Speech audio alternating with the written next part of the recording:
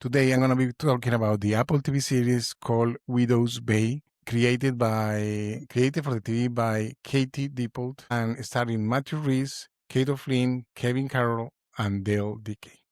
So Widow's Bay premiered in April 29 from 2026, and from the start you could tell that there was something special about this TV series. It is a horror TV series, but with a lot of dark humor in between, like very dry humor. You have to sometimes look for it because it hides its jokes in plain sight. It's not looking at the camera and you see what I did there? No, they are hiding a lot of humor and you have to find it. And if you like that type of humor, like very dry, very serious, in your face, you can enjoy it, especially because Matthew Rhys does a great job as being the straight man, the mayor of a small island town. He's trying to make life better for people in the island, but there is something weird happening in the island. In this case, is obviously haunted, and there is like a curse to the people in the island. At the beginning, it feels more like a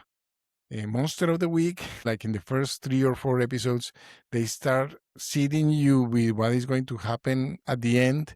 So it's very enjoyable as well as a binge series. You are what you love, not what loves you.